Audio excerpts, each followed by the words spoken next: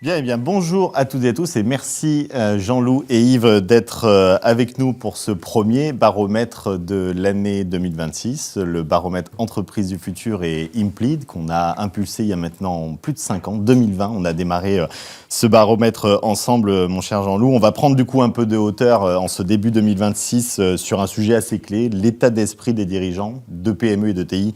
Dans ce démarrage de cette année 2026, il y a quand même des choses qui nous sautent un petit peu aux yeux. On va y revenir, mais on voit des dirigeants qui restent très très engagés, mais clairement beaucoup plus de prudence. On va rentrer au cœur de ces chiffres. On voit moins d'optimisme sur la croissance, on voit une rentabilité un peu sous tension, on voit des investissements qui sont maintenus, d'autres qui s'arrêtent. Voilà, bref, une économie qui avance toujours, mais un petit peu sur la réserve. Et derrière ces chiffres, il y a plusieurs questions qui viennent à nous. Comment les dirigeants lisent-ils cette période économique en ce début d'année? Est-ce qu'on va rentrer dans des phases plutôt de consolidation? Est-ce qu'on va rentrer dans des phases de tournant stratégique avec aussi toutes les nouvelles technologies qui arrivent? Pour nos invités, nous avons le plaisir d'en parler aujourd'hui avec Jean-Loup Roger, qui est le CEO de Implead et cofondateur de l'entreprise du futur, et Yves Noireau, ancien directeur général des fonderies de Souglan, consultant aux côtés de beaucoup de chefs d'entreprise. Il est passé par des petites entreprises, des très grandes boîtes, des PME, des ETI, très engagé dans l'entreprise du futur, mais aussi dans la French Fab et aux côtés de l'industrie. Deux regards complémentaires pour analyser ce baromètre 2026 du début d'année 2026. Jean-Loup, Yves, on rentre tout de suite au cœur du sujet. Le premier chiffre qui nous a tout de suite frappé, c'est la baisse significative de l'optimisme des dirigeants. 40% des dirigeants de PME et d'ETI anticipent une hausse de chiffre d'affaires en 2026. En novembre dernier, c'est-à-dire il y a 4 mois et demi, ils étaient 71% à estimer une hausse du chiffre d'affaires. Comment vous regardez ce démarrage économique? 30% de dirigeants qui voient finalement plus de hausse, qui prévoyaient fin d'année dernière. En un mot, spontanément, est-ce qu'on est face à de l'attentisme? Est-ce qu'on est face à de la prudence, à de la transition? Jean-Loup, ce premier chiffre, qu'est-ce qu'on doit déjà comprendre sur ce contexte économique 2026 qui démarre? Je pense qu'il est assez compliqué à expliquer. Ce qu'on peut dire, c'est que ça fait quand même presque 18 mois qu'on a quand même une forme de difficulté à prévoir les activités. On a des mois qui sont très très bons et puis d'autres mois qui sont un peu moins bons. Peut-être qu'en mois de novembre, on a eu un mois de septembre qui était assez difficile de reprise, mais un mois d'octobre qui était très confortable, avec des carnets de commandes qui étaient d'un très bon niveau, qui se remplissaient bien. Donc ça donnait peut-être une perspective de dire, ben voilà, on rentre de vacances, ça y est, les choses sont parties, septembre a été un peu bancal, mais c'est parti, on est un peu confiant. On n'était pas encore rentré dans toutes nos histoires franchouillardes de budget. Et on avait une guerre qui était la guerre d'Ukraine, qui durait depuis déjà plus de 4 ans, et dont les choses, bon, elles sont assez établies de ce côté-là. On ne pensait pas qu'elles apporteraient plus de nuisances ou de perturbations. Et là, on se retrouve dans une enquête qui chevauche entre juste un petit peu avant le début de la guerre d'Iran et puis pendant la guerre d'Iran. Donc les choses ne sont pas les mêmes. On a un début d'année qui est compliqué, hein, où il y a vraiment des mois qui sont bons et qui sont moins bons, et surtout des carnets de commandes qui ne se remplissent pas. Et s'ils se remplissent, on voit qu'il y a des marges qui sont un peu compliquées. Donc je pense que c'est aussi un peu de se dire, ben voilà, il y a une forme de difficulté de prévision, comme d'habitude, j'allais dire, comme ces derniers mois, mais qui est en plus renforcée par ce sentiment de perturbation avec les augmentations de prix du pétrole, et peut-être donc des choses qui vont renforcer encore l'attentisme qu'il y a déjà. Donc je ne sais pas si c'est vraiment s'il faut vraiment s'appuyer fortement sur cette. On peut peut-être se dire que c'est un indicateur qui va changer tous les 3 mois. Peut-être dans 3 mois, ils seront beaucoup plus confiants. Et tout ce que ça veut dire, c'est quand même c'est compliqué de prévoir quelque chose et que les aujourd'hui, c'est activités compliqué d'anticiper, de prévoir. Et que les activités sont compliquées et qu'il y a une forme de difficulté, j'allais dire, à organiser à la fois les productions comme le commercial. Juste avant de passer la parole à Yves sur ce démarrage et son analyse de ce démarrage 2026, quand tu dis que c'est compliqué de prévoir, c'est quoi aujourd'hui la bonne temporalité? On peut espérer faire quelques prévisions ces 3 mois, ces 6 mois, c'est peut-être pas bien plus aujourd'hui? Non, moi j'ai un indicateur que je regarde tout le temps qui est la TVA, parce qu'on fait quand même pas mal de dossiers en tenue, donc on paye la TVA pour nos clients. Et donc ça donne un indicateur d'activité qui vaut ce qu'il vaut. Hein. Et on cumule, depuis le mois de septembre, on est flat. Voilà, donc on a plus 0,7, donc c'est ni plus ni moins. En revanche, si on regarde le mois de février, on a moins 12. Voilà, donc est-ce qu'on se dit, le mois de février, voilà, c'est pas bon? Et donc, du coup, je réponds à un questionnaire et finalement, c'est un peu la panique, je n'ai pas fait un bon mois. Et puis, mon carnet de commandes. Les carnets de commandes, il y a, à part des activités qui sont à très long cours, qui ont des carnets de commandes qui sont pleins à plusieurs années, les autres, il y a quand même une vraie... il y a des mois, ça se remplit très bien, puis il y a des mois, c'est un peu compliqué. Et là, je crois qu'il y a moins de visibilité, ce qu'on voit dans les... on est en pleine période d'arrêté de bilan. Et par rapport à l'année dernière, les carnets de commandes sont plus bas dans l'industrie qu'ils n'étaient l'année dernière à la même période. Merci Jean-Yves. Comment tu vois toi aussi ce démarrage du début de l'année 2026 quand tu vois cette baisse d'optimisme auprès des dirigeants de PME et d'ETI? Alors quand on voit moins bien, on ralentit. C'est-à-dire que je pense que il y a un mot que tu as cité, c'est consolidation. Moi j'ai le sentiment qu'il y a une vraie réflexion des chefs d'entreprise de consolider. Ça ne veut pas dire qu'ils vont s'arrêter. Ça veut dire qu'il y a une phase palière qui est en train de se mettre en place. Certes, ça peut changer dans quelques mois. C'est sûr qu'en l'espace de 6 mois à peu près, passer de 71 à un peu plus de 40, c'est énorme. Mais vraiment, moi, de ce que je peux percevoir, si je fais un focus sur l'industrie, oui, les remplacements, par exemple, d'outils de production, les évolutions, la croissance exogène, tout ça, c'est remis dans les cartons, ça ne veut pas dire que ça a abandonné. Mais voilà, donc c'est pour ça que je parlerai peut-être de consolidation, très certainement pour mieux repartir. Okay. Et comme le dit Jean-Loup, arriver à voir aujourd'hui, arriver à faire un budget, par exemple un business plan... Sur 12 mois qui ne change absolument pas, à 3 semaines. Non, mais plus sérieusement, c'est vrai que les business plans aujourd'hui, à 3 ans, sont quasi impossibles.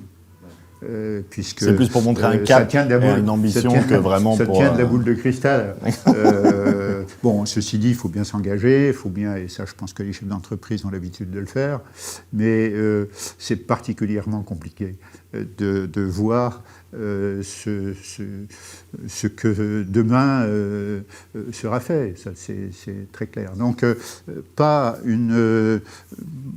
je vois pas trop de frilosité ou d'attentisme, mais voilà, phase palière et consolidation pour mieux rebondir.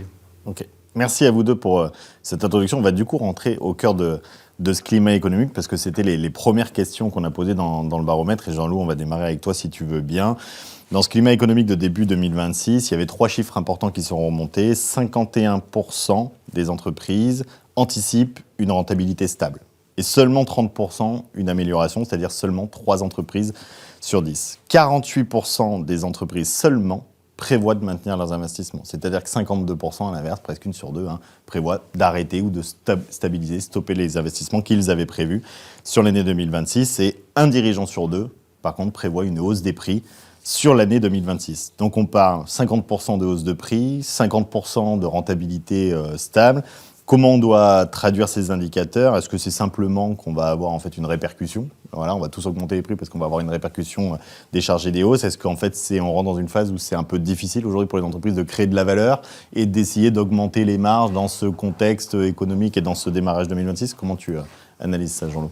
Je pense que c'est toujours le même problème de consolidation dont tu parlais, dont parle également Yves, c'est-à-dire qu'aujourd'hui il y a un manque de visibilité sur la top line. Donc après, tout le reste, on se dit qu'est-ce qu'on fait pour justement sécuriser le fonctionnement de l'entreprise. Peut-être qu'on peut rajouter, la question n'est pas là, mais c'est que les entreprises gèrent par le cash, qu'aujourd'hui il y a quand même aussi une difficulté sur le cash, on voit qu'il y a un peu plus de tension sur le recouvrement. Donc je pense dans une phase où on a moins de perspectives de croissance organique, qu'on a un peu de difficulté sur le cash, on réfléchit à investir. Et puis après, derrière, ce que je pense, c'est qu'aussi sur l'investissement, c'est qu'il y a eu beaucoup d'investissements ces derniers temps sur tout ce qui était de la cybersécurité, tout ce qui était un petit peu immatériel, qui sont un petit peu freinés aujourd'hui. On se pose des questions avec l'intelligence artificielle qu'on verra peut-être tout à l'heure. Oui. Donc, les investissements qui sont périphériques à l'activité, au core business, se font pas forcément, sont plutôt reportés en ce moment. Et puis après, dans ces activités, dans ces investissements périphériques, il y avait quand même un poids assez important de tout ce qui était autour du matériel de transport. Transport, bien sûr, des marchandises, mais également tout ce qui était les véhicules de fonction, les véhicules de transport légers. Et également les évolutions, on voit qu'il y a un recul très très important de ce type d'investissement où les entreprises gardent un peu plus longtemps leur matériel. flotte, Voilà. Donc je pense qu'il y a une forme d'attentisme sur ce qui est core business, sur les matériels de production, en se disant voilà, on peut peut-être faire un petit peu durer, parce que le chiffre d'affaires, il n'est pas téléphoné finalement dans son augmentation. Et puis tout ce qui était périphérique, pour des raisons qui sont différentes, soit des raisons de fiscalité, soit des raisons de dire qu'est-ce qu'on va se passer avec l'IA, tout ce qui est un petit peu immatériel, qu'est-ce qui se passe, il y a une forme de report. Mais je pense qu'il n'y a pas de changement. Nous, on ne voit pas, lorsqu'on discute les bilans en ce moment, on ne note pas de changement de comportement des dirigeants. On note plutôt des grosses interrogations, qu'est-ce qu'il faut faire. Est-ce que pour toi, le fait que, en gros, un investissement sur deux est aujourd'hui stoppé ou mis en stand-by, c'est une forme de prudence ou de lucidité de la part des chefs d'entreprise? Et toi, quel serait le conseil? Tu dirais non, il faut continuer à le faire, ou oui, c'est prudent dans ce démarrage de réfléchir à diminuer une partie des investissements? Je pense que c'était plutôt un problème de lucidité, de visibilité, voilà, où on attend finalement d'agréger un peu plus d'informations pour savoir ce qu'il faut faire, parce que voilà, on n'a pas vraiment de visibilité. Et puis maintenant, on se rajoute un petit peu de prudence avec justement cette nouvelle guerre qui arrive, le cash parfois qui peut avoir un peu plus de tension, avec des délais de recouvrement qui sont un peu plus importants. On entend aussi qu'il y a quelques dépôts de bilan qui mènent des dépôts de bilan importants. On fait quand même pas mal de PSE en ce moment. Donc voilà, ça renforce un petit peu ce manque de lucidité par de la prudence. Mais il n'y a pas de gros changements par rapport à ces derniers mois. Yves, si on fait un focus sur l'industrie, qui est un milieu que tu connais particulièrement bien, est-ce que cette prudence, cette lucidité, elle est subie, elle est choisie? Est-ce que l'évolution des coûts de l'énergie, des marchés, la hausse des prix, comment tu analyses ce démarrage et ces indicateurs dans la partie industrielle, toi, et dans le secteur de l'industrie au niveau national? Alors dans l'industrie en particulier, il a fallu faire montre d'adaptation depuis maintenant 5 ans. Donc je pense que les industriels ont l'habitude, ils l'ont fait. Et dans mon esprit, toute entreprise doit être en mouvement permanent. Mais cette capacité d'adaptation, c'est vraiment on va dire, ce qui est nécessaire pour un chef d'entreprise, et en particulier dans l'industrie, quand il arrive effectivement des prix de l'énergie qui explosent, les prix du pétrole qui explosent. La matière première, ça va être c'est le sujet d'aujourd'hui, mais ça va être un très gros sujet de demain. Ça va être la guerre de la matière première, parce que il va falloir travailler beaucoup, notamment l'économie circulaire. Alors, on retrouve aussi une opportunité, c'est-à-dire que tout ça fait l'adaptation, elle passe aussi par une autre façon de travailler. Si on a, par exemple, si on est énergivore, on travaille peut-être moins, mais mieux. L'économie circulaire, je crois qu'il faut la pousser à fond. Dans tous les métiers où on peut le faire. L'économie de l'usage et de la fonctionnalité, on en parle depuis tellement longtemps, mais il faut y aller aussi de façon très rapide. Donc, mais tout ça, ça fait beaucoup de chantiers d'ouverts. Hein. Comment on priorise derrière? Voilà. Donc la priorité aujourd'hui est quand même des problèmes de trésor. Hein. Parce qu'avant tout... il faut du carburant dans les entreprises si on veut pouvoir les faire avancer. Et c'est vrai que c'est tout ce que l'on doit faire en parallèle de la vie courante de l'entreprise, c'est-à-dire de la mise en mouvement, de la croissance, de la performance. Il y a énormément de chantiers qu'il faut ouvrir. Je pense que aujourd'hui, la façon de raisonner est plutôt de dire on ne laisse pas tomber, on va poursuivre des investissements, parce que ce sont des investissements. Ces investissements, très souvent, c'est effectivement de l'investissement immatériel. Et on n'en est pas encore à dire une entreprise, elle a de la valeur autant par ce qu'elle fait d'un point de vue immatériel que sur ses chiffres, hein, que sur son bilan. Et de toute façon, ça ne rapporte pas immédiatement de trésor. Voilà. Donc voilà, il y a toute une panoplie de chantiers qu'il faut continuer d'ouvrir, qu'il faut poursuivre, mais pour l'instant, il y a un peu de mise à l'arrêt de l'ensemble de ce qu'on appelle Est-ce que tu vois en termes de mise à l'arrêt, redémarrage, avant de rentrer au cœur des priorités stratégiques, pour toi c'est une mise à l'arrêt qui est provisoire mais qui va nous donner un horizon de redémarrage, de réaccélération dans les semaines et mois à venir, ou il va falloir attendre 2027 Je pense qu'on n'a pas le choix. C'est-à-dire une PME, une PMI, si elle ne rentre pas dans une ETI ou si elle ne devient pas ETI, dans les quelques années qui viennent, elle disparaîtra.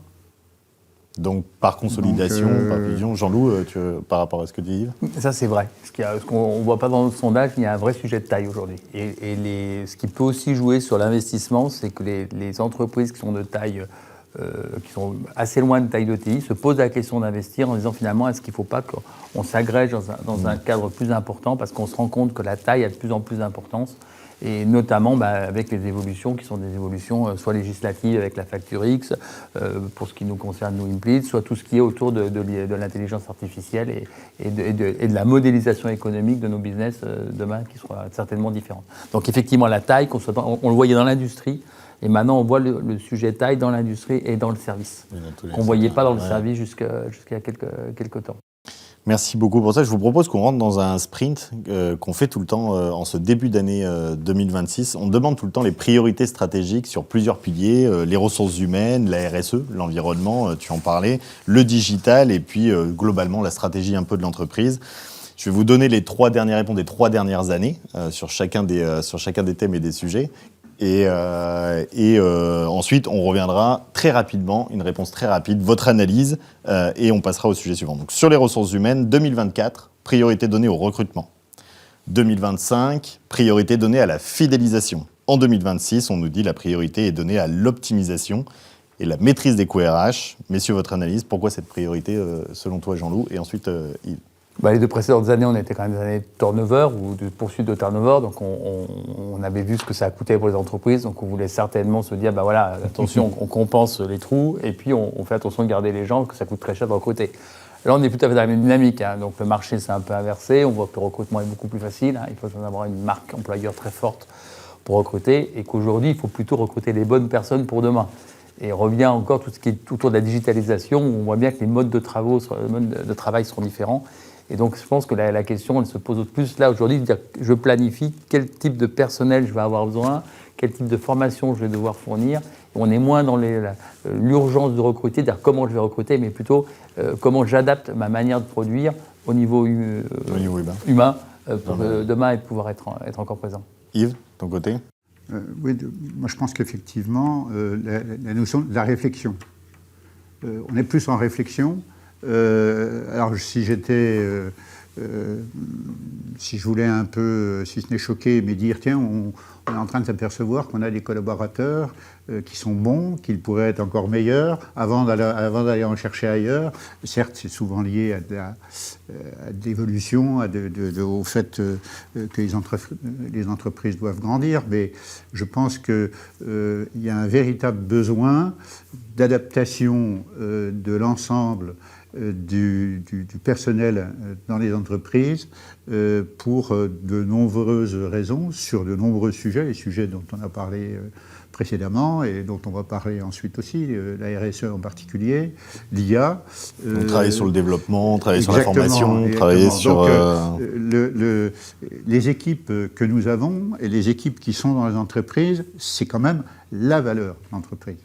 Et cette valeur, il faut la consolider. On revient sur cette notion. Il faut la faire monter en compétence. Il faut lui donner envie de poursuivre, parce qu'il va y avoir une certaine volatilité aussi. Et ça existe déjà depuis un moment. Mais le turnover, on n'en est qu'au début. Les jeunes aujourd'hui, d'ailleurs, c'est un peu eux qui choisissent. On aura une question tout à l'heure sur la rémunération, mais c'est un peu eux qui choisissent où ils veulent aller bosser. Après, c'est vrai que ça change. La tendance se réinverse un peu. Donc, la formation des collaborateurs, oui, je suis pas surpris. Deuxième sujet, et rapide, synthétique dans les réponses. La RSE, deuxième sujet, priorité stratégique. En 2024, c'était la transition environnementale. Idem en 2025, transition environnementale. On voit qu'en 2026, les entreprises donnent la priorité à la certification et plutôt aux labellisations. Yves, on démarre avec toi. Pourquoi cette priorité RSE selon toi ? Pourquoi on priorise la certification et la labellisation alors que depuis 2 ans, on priorisait plutôt la transition environnementale, qu'elle soit labellisée ou non ? Ben enfin, on passe au sérieux, quoi. Ben si. On a testé depuis 2 ans, on a fait des POC un peu à droite à gauche. Moi, aujourd'hui, souvent, la question qui m'était posée ou qui était posée à certains chefs d'entreprise, la RSE, est-ce que vous intégrez la RSE ? Non, la RSE, il ne faut pas l'intégrer. Il faut être RSE.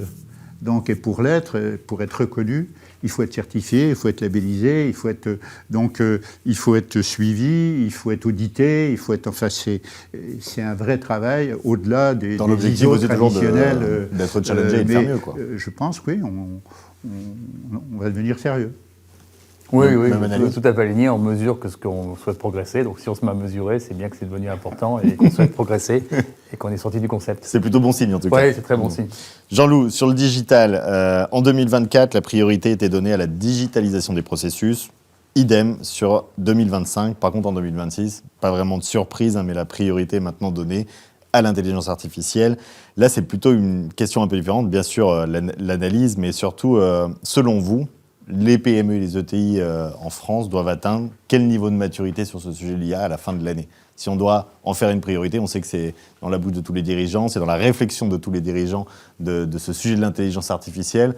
Votre analyse de cette priorité, je pense sans trop de surprise, mais c'est quoi le niveau de maturité qu'on doit atteindre d'ici la fin de l'année dans nos PME et dans nos ETI ? Ce qui est top, je pense, c'est qu'on ne confond plus dématérialisation et finalement et digitalisation. Donc on voit que si on parle IA, on avance. Après, ce qui est compliqué, c'est que je pense qu'on on sort des données pour passer dans les usages. J'imagine c'est ce qu'il veut dire derrière l'IA. Donc la maturité, ça va être un peu compliqué parce que c'est des véritables transformations d'entreprise.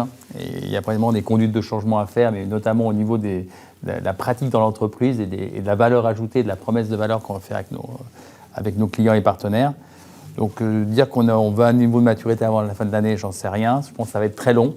Et ce qui est surtout compliqué, c'est d'arriver à trouver une cohérence dans l'entreprise et à ne pas se retrouver que finalement chacun utilise un petit peu l'IA à sa façon. Voilà. Et c'est plus de l'IA situationnelle plutôt qu'un IA qui permet de structurer l'organisation de l'entreprise. Est-ce que par rapport à ce que tu dis, une bonne première étape pourrait déjà être de projeter à la fin de l'année, de dire quel serait le modèle et quelle serait mon entreprise IAtisée, entre guillemets, dans un modèle IA, déjà de savoir ce que ça pourrait donner, de se projeter dans ce nouveau modèle avant de mettre en place peut-être plein de formations, plein de choses ? Je pense qu'on en est loin, oui. Ce serait certainement une bonne idée, mais on en est très très loin. Quand on voit déjà sur la facture électronique là, qui va arriver fin septembre, le nombre de gens d'entreprises qui ne sont pas prêtes, qui ne sont pas posées la question sur la réorganisation de leur entreprise avec ces sujets-là, je pense qu'avant de se poser la vraie question, de se dire c'est quoi les usages, c'est pas gagné. Mais ça peut être un bon objectif. Yves, rapidement, cette priorité de l'IA, sans trop de surprise, quel niveau de maturité, puis peut-être aussi dans le secteur de l'industrie que tu connais particulièrement bien ? 38, je trouve que ce n'est pas beaucoup, mais je pense qu'on n'est pas prêt. Je pense que globalement, on n'est pas prêt. Je pense que c'est trop diffus. Je pense qu'il faut avoir très certainement, entreprise par entreprise, une réflexion intégrée. De quoi on a besoin ? Qu'est-ce qu'on fait comme IA ? L'IA, pourquoi faire ? Tout le monde en fait, mais ça bricole. Moi, je pense qu'on a un besoin de professionnaliser entreprise par entreprise, peut-être filière par filière aussi, très certainement. La structuration, mais il y a des besoins IA. Voilà, l'IA, ok, mais pourquoi faire ? Et je pense que ça, on n'y est pas encore. Il y a des entreprises, par contre, qui sont très bien avancées, mais elles sont trop peu nombreuses.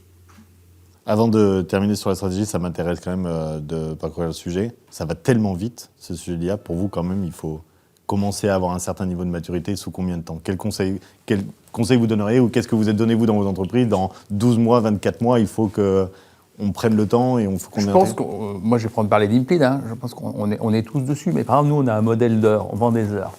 Demain, avec de l'IA, on ne va plus vendre des heures. On va vendre une consommation qui va être liée. On ne peut pas changer un modèle économique du jour au lendemain, d'expliquer à un client qui croyait qu'il achetait 50 heures et lui dire effectivement, demain, il y a une partie, c'est une machine qui va le faire.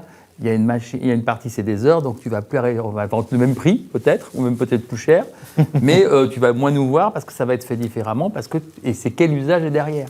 Donc il y a déjà une prise de conscience finalement de ce que achète le client derrière ce qu'il croyait acheter. Donc, par exemple, nous, je crois c'est Accenture, je crois, qui a fait un modèle pour dire aujourd'hui, il a créé une filiale qui ne vend plus des heures, qui vend de l'usage. Mais on voit bien qu'il n'arrive pas à le vendre, parce que quand on va voir un consultant, on va encore des heures. Donc, c'est quand même des transformations qui sont importantes, et des transformations qui dépassent le fait de dire qu'il faut une transformation à l'intérieur, comme on produit, d'acceptation. Il faut déjà que nous, en interne, chez Implid, on fasse accepter l'IA, donc c'est pas forcément évident, et c'est pas forcément les jeunes qui l'acceptent et les vieux qui refusent. C'est un petit peu, voilà, c'est assez surprenant, mais c'est pas, voilà, c'est pas téléphoné. Et puis après, il faut que ce modèle, on puisse le promouvoir, le valoriser, le faire comprendre aux clients, et après qu'il soit quand même contributif au niveau de l'entreprise. Donc je pense que c'est assez long, et là où je rejoins tout à fait Yves, c'est que je pense qu'on n'est pas structuré, on n'est pas accompagné. Et ça se fait dans un désordre total, parce que la DIC est l'idée, le pôle transformation en a une autre, le DG en a une troisième, et tout ça, ça se fait comme un peu, puis on a toujours le bon petit, le Jiminy Critique, qui dit « Ah, mais moi, j'utilise plus de ChatGPT, j'utilise Claude. » Ah bon, c'est Claude maintenant. Voilà. Donc, et c'est pas ça. Voilà. Donc, okay. Tu as raison, mais c'est pas gagné, parce que je pense qu'il n'y a pas les organismes, soit par filière, soit même les cabinets de consultants qui sont en capacité de vraiment accompagner. Et nous, c'est bien notre travail.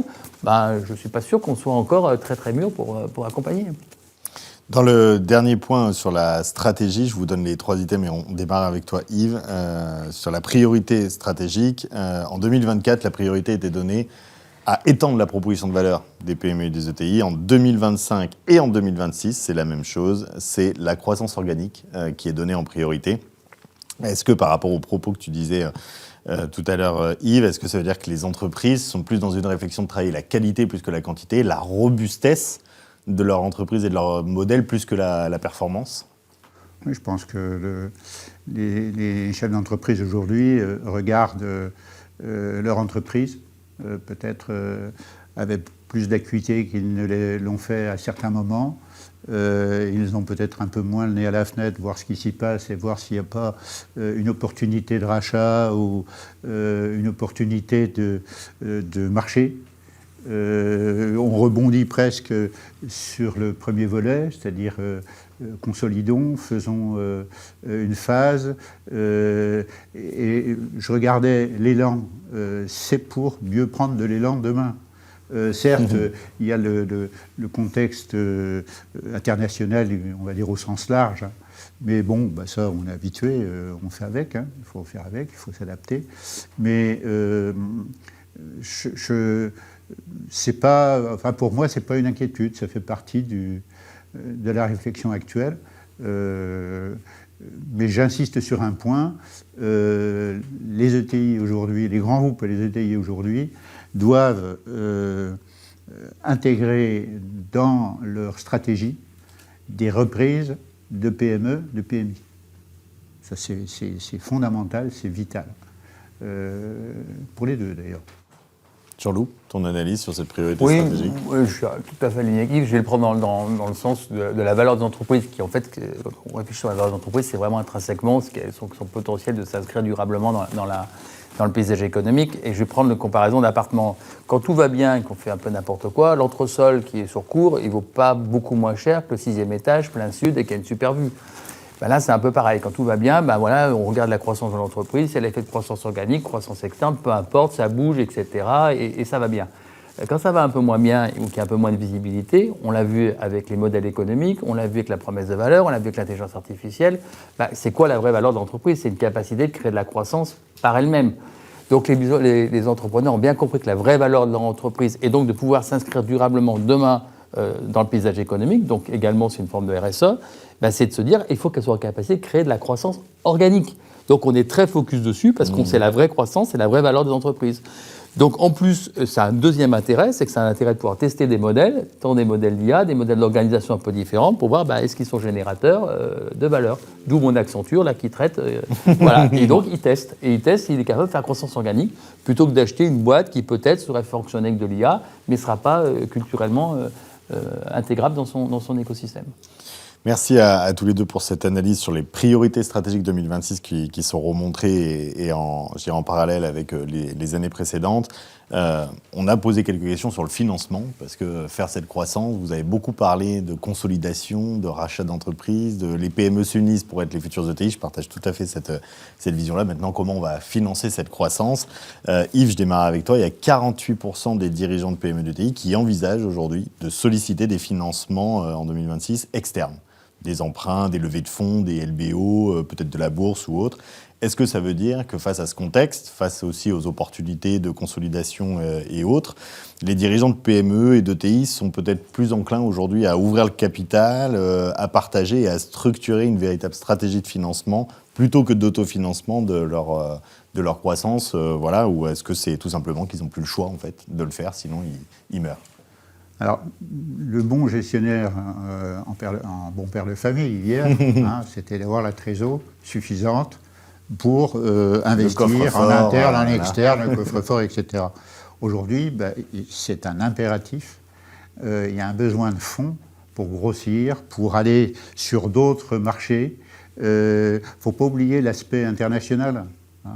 Partir à l'international, c'est quand même beaucoup plus facile d'y aller en croissance externe et travailler avec des fonds qui ont peut-être déjà des entités ailleurs en Europe ou dans le monde. Donc je pense qu'il y a un écosystème qui est en train de se mettre en place, où il y a une réflexion plus globale sur le financement. Et il y a une ouverture, me semble-t-il, et quand je vois les chefs d'entreprise, et d'ailleurs c'est assez intéressant, quelle que soit la taille d'ailleurs, ça peut être une PME ou une ETI par exemple, quand on est sur des sujets familiaux, le fils, lui, ou les enfants sont beaucoup plus ouverts et comprennent très vite, même si ça fait peu de temps qu'ils sont en entreprise, que de toute façon, il faudra qu'ils soient épaulés financièrement. Le père, très souvent, lui, c'est nos sous, c'est notre... la bonne gestion, voilà, un bon père de famille, comme tu dis. Et je pense qu'il y a aussi cette obligation de grossir. Je pense qu'avec aussi tous ces sujets, il faut les moyens, à la fois de ses ambitions et de tout ce qu'il y a à faire. Il y a une prise de conscience que c'est mieux d'avoir un petit peu de beaucoup que beaucoup de pas grand-chose, peut-être, en tout cas, dans la réflexion. Jean-Loup, juste par rapport à ça et avant une question sur justement l'accompagnement et la manière de faire et la manière d'exécuter ce plan de transition, on voit aussi, et notamment dans l'entreprise du futur, que ce sujet de rentrée, de LBO et autres, et notamment cette variation qu'il y a aujourd'hui sur les marchés, les fluctuations de valorisation d'entreprise, où une année est très bonne et la boîte est géniale, l'autre année a un marché... on sent qu'il y a une volonté aussi peut-être des dirigeants de faire une partie de cash-out, de sécuriser un peu leur patrimoine. C'est aussi peut-être ce nouveau mindset qui arrive et qui permet aux dirigeants de PME et d'ETI de se dire faire rentrer quelqu'un, c'est peut-être aussi sécuriser tout le travail que j'ai fait ces 20-30 dernières années pour ensuite me projeter sur une continuité d'aventure, mais au moins sécuriser quand je vois les fluctuations qu'il peut y avoir et les différents sujets qui peuvent arriver dans notre entreprise du jour au lendemain. Alors, on ne voit pas la sécurisation de manière, de dire, c'est le principe de dire oui, je fais rentrer quelqu'un pour la sécurisation. Il y a toujours un vrai prétexte. Et le vrai prétexte, il est de plus en plus économique dans la mesure où on se professionnalise, il y a de moins en moins de tabous, comme vient de le dire Yves.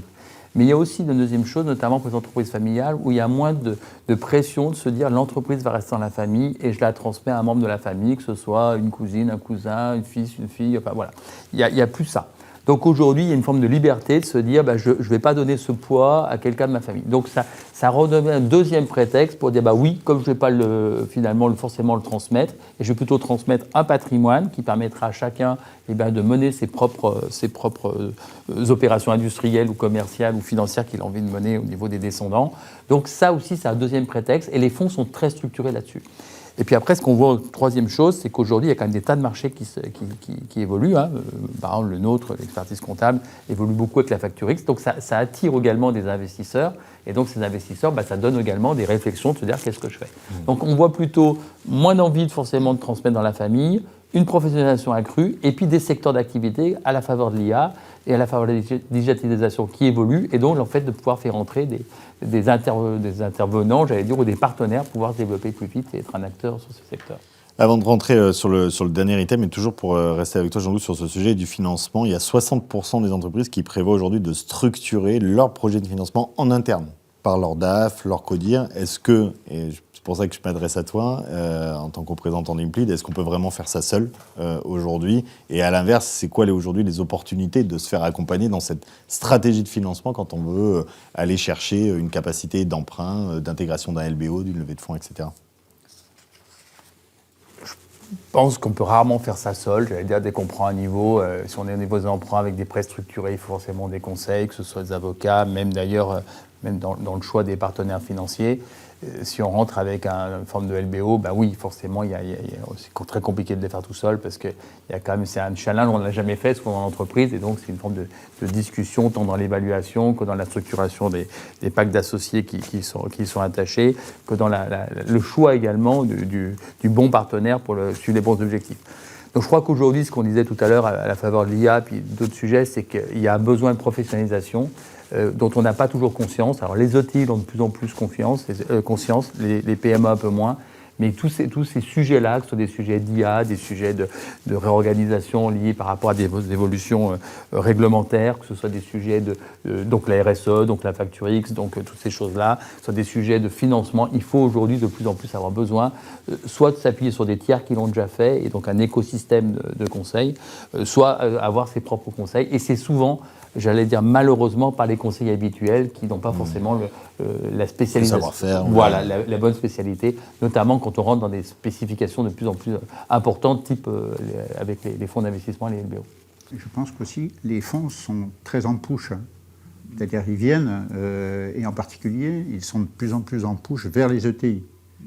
Et ils apportent à les inciter à acheter des PME, à financer la croissance. Aussi des compétences. Moi, j'ai toujours l'habitude de dire, pour apprendre à faire quelque chose, il faut se mettre dans le move. C'est-à-dire il faut voir 3 ou 4 sociétés différentes, donc 3 ou 4 fonds différents, et on comprend mieux comment ça fonctionne.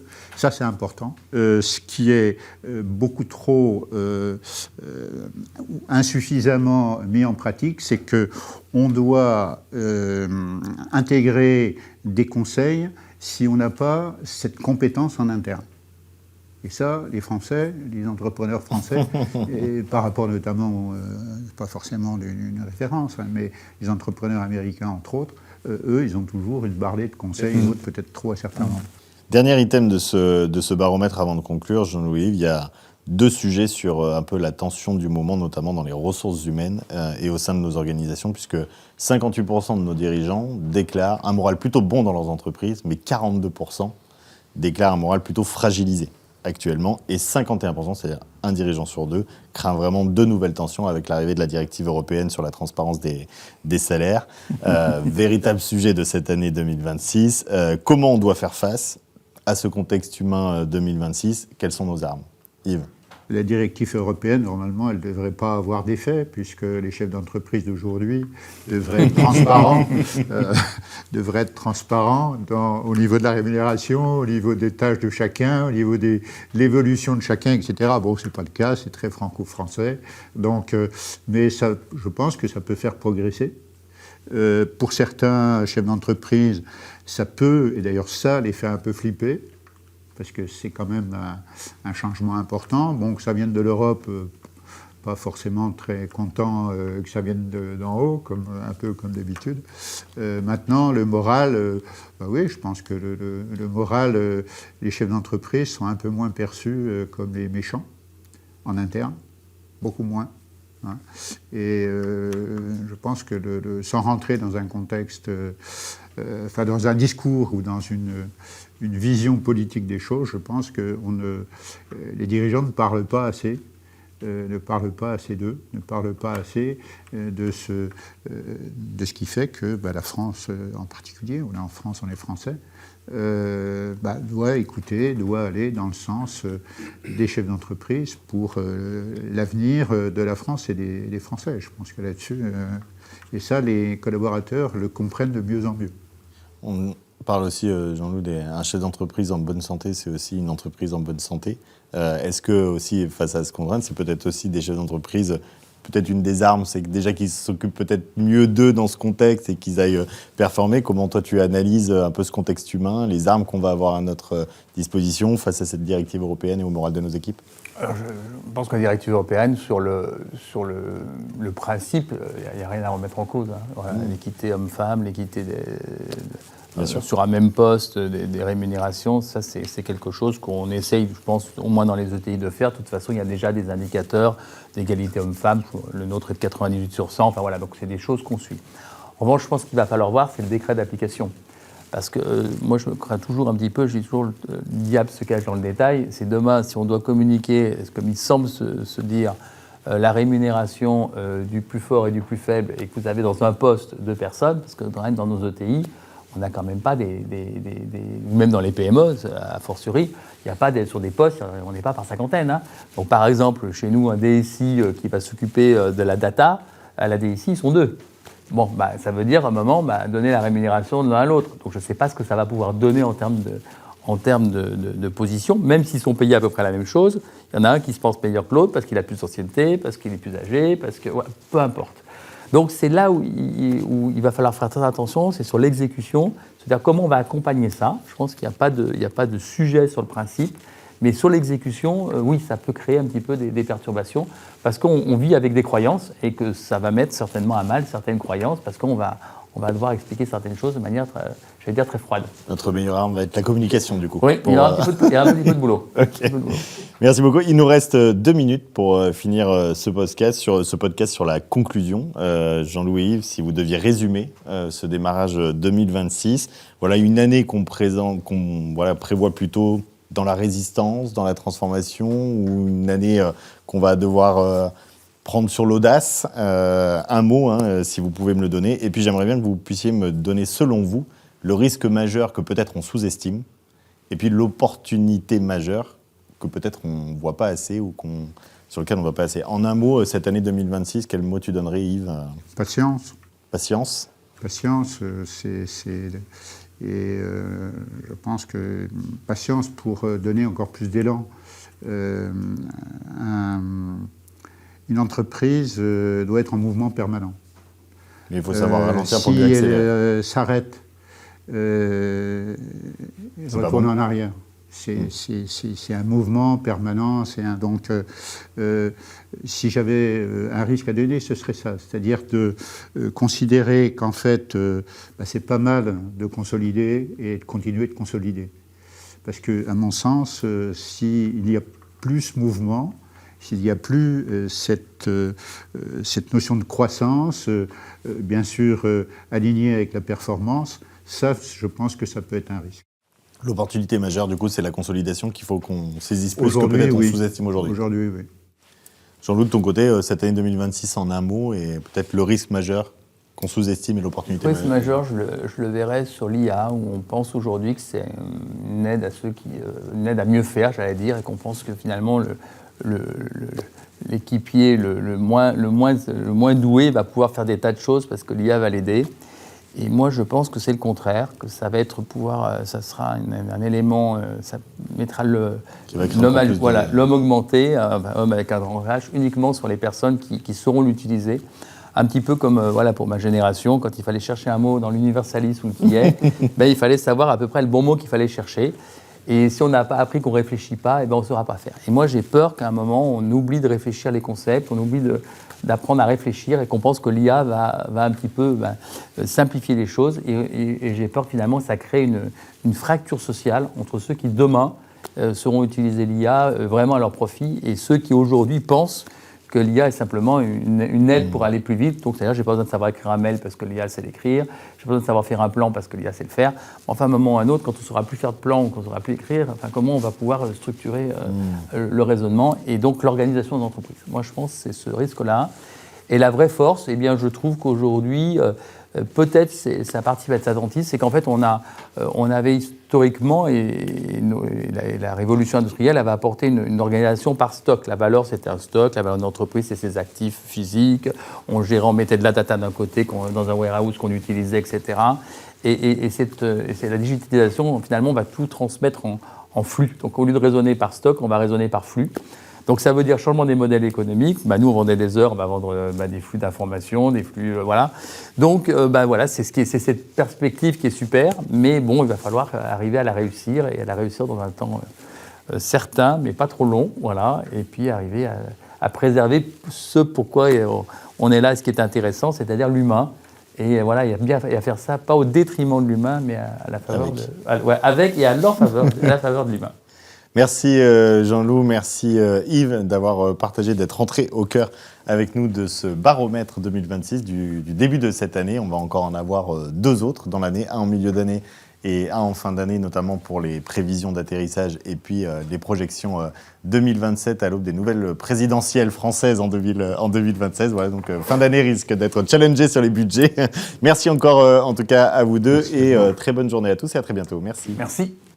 Merci.